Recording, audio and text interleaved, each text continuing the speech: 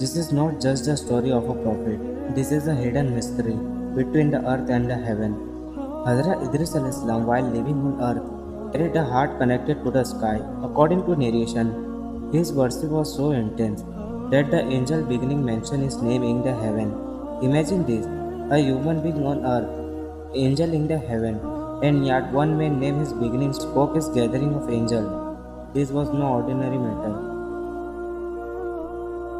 Narration mentioned that a high-ranking angel became deeply impressed by Hazrat Idris al-Islam. The angel observed his daily remembrance of Allah, his patience, his silent devotion, his detachment from the world. And one day, the angel submitted before Allah, "O my Lord, Idris is your servant. His worship is unmatched. Allah already knew, but Allah willed to grant Idris al-Islam an even high rank." According to narration, Hazrat Idris al-Islam asked the angel a question, "When will the angel of death take my soul?" The question was not born from fear, it's come from certainty. The angel was surprised and replied, "I will ask and then inform you." And then, by the command of Allah, the angel began taking Hazrat Idris al-Islam toward the heaven. Imagine this moment. The earth is being left behind. The sense of time is fading. And for the first time, a human being is touching the boundaries of the heaven. This journey was physical and spiritual. And then, on the fourth heaven, something happened that is beyond human understanding. Remember the word of the Qur'an, and we raised him to a high station. What was this station? According to scholar, Hazrat Idris al-Islam was raised to the fourth heaven. It was there the angel of death took his soul. But this death was not like earthly death. It was an honor, it was a reward. Hazrat Idris al-Islam is among those few prophets who Allah allowed to experience the heaven during their lifetime. This is the very place where Rasulullah met Hazrat Idris al-Islam on the night of Miraj. This is established through authentic narration. Imagine this, Muhammad and Idris al-Islam meeting in the heaven. Two prophets, two eras, one Lord.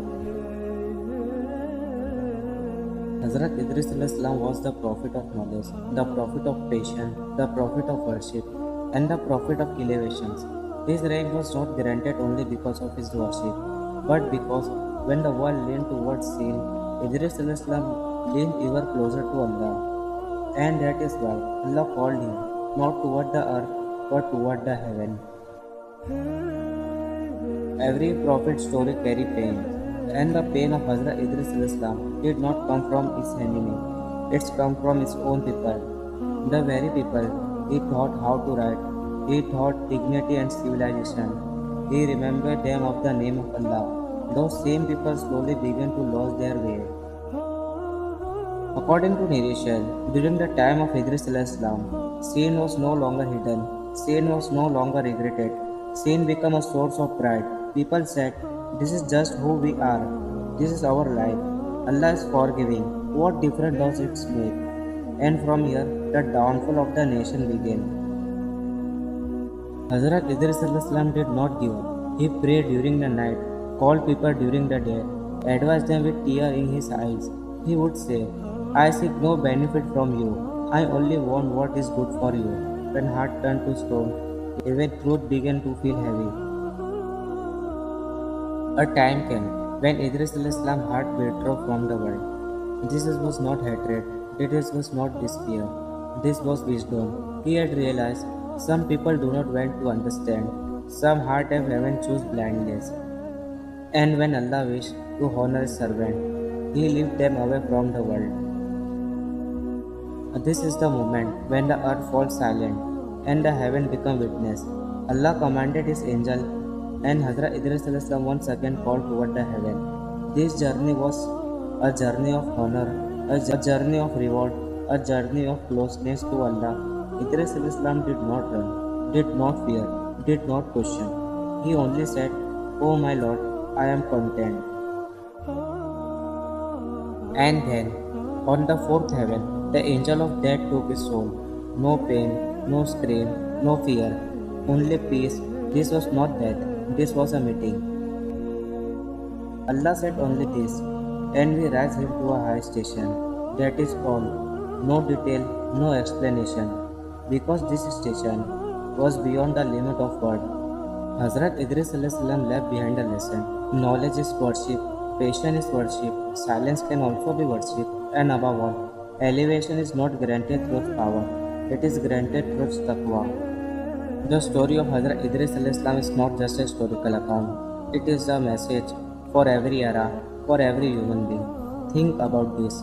A man who lived in the world but never became a slave to it. A prophet whose name appeared briefly in the Quran, yet whose rank was so high that Allah raised him to the heaven. And within this story lies his deepest lesson. Hazrat Idris was the first human being to write, but his knowledge was not confined to book. He connected knowledge with action, turned wisdom into character, treated knowledge as worship. Modern humanity possesses vast knowledge yet lacks wisdom. Idris reminds us, knowledge becomes light only when it brings us closer to Allah. Hazrat Idris did not sit on a throne. He had no army, no kingdom, no worldly power. Yet what he possessed was more valuable than all of that. Sincerity. His silent worship reached the heaven. This teaches to Allah. It is not volume that matter, it is the intention.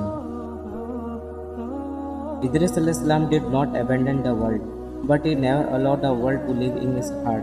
He worked, educated others, led his people. But when the world began pulling heart away from Allah, Allah lifted him above the world itself. This is the lesson for our time. Hold the world in your hand, not in your heart. Today we measure elevation by followers, by status, by position. But in this sight of Allah, the formula is entirely different. Hazrat Idris was not famous. He did not attract crowds. Yet Allah declared, "And we rise him to a high station." The meaning is clear. Whoever humbled himself for Allah, Allah raised him. Today we write, but do we write the truth? Today we speak, but do we speak with honesty? Today we live, but do we live for Allah? Hazrat Idris hold a mirror before us and asks, what are you living for? The story of Hazrat Idris assures us, Allah knows those who remain silent. Allah sees those who are patient. Allah elevates even those who remain unknown in the world. If you stand for truth, if you live with sincerity, if you walk with Allah, then remember, elevation is written in your destiny.